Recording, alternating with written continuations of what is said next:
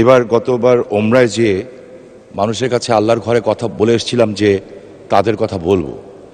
আমরা আমাদের যারা বিদেশ থেকে টাকা পাঠান আমরা তাদেরকে রেমিটেন্স যোদ্ধা বলি। 71 সনে যারা দেশ স্বাধীন করেছিলেন তাদের বলতাম মুক্তিযোদ্ধা।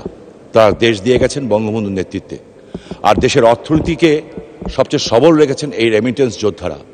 একটু আগে যে আমাদের সিনিয়র সংসদ সদস্য যে রফিক সাহেব যে প্রশ্ন করলেন, এই প্রশ্নের পরে বোঝা যায় যাদের কি করুণ অবস্থা। সমস্ত ব্যবস্থা আছে কিন্তু জটিলতার কারণে সেই বিষয়গুলি হচ্ছে না।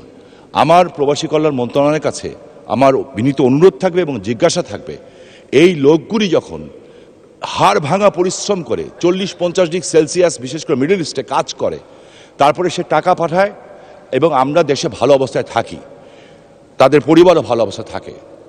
এবং মাননীয় প্রধানমন্ত্রী এই কথাটা বারবার বলেন।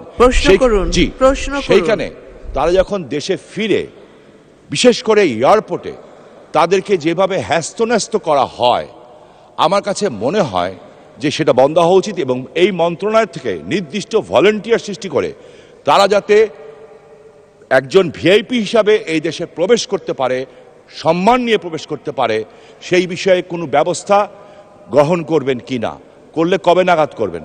আপনাকে ধন্যবাদ মাননীয় স্পিকার। ধন্যবাদ মাননীয় সদস্য। মাননীয় মন্ত্রী। ধন্যবাদ মাননীয় সংসদ সদস্য। এই ব্যাপারে আমাদের মন্ত্রণালয়ের পদক্ষেপ নেওয়া হয়েছে। এয়ারপোর্টে আমাদের কর্মীরা আছে, বিদেশগামী যাত্রীদের ব্যাপারে ওদেরকে দেখাশোনা করে। তবে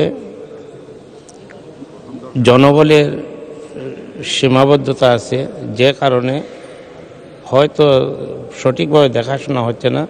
তবে ইতিপূর্বে আমি বিমানমন্ত্রী মহোদয়কে বলেছি যে আমরা এয়ারপোর্টে একটা মিটিং করব এবং সেখানে কাস্টমস, ইমিগ্রেশন এবং সিভিল এভিয়েশন ওনাদেরকে নিয়ে আমরা একটি মিটিং করব এবং সেখানে সমস্যাগুলোর সমাধানের লক্ষ্যে আমরা কাজ করব। আপনাকে ধন্যবাদ।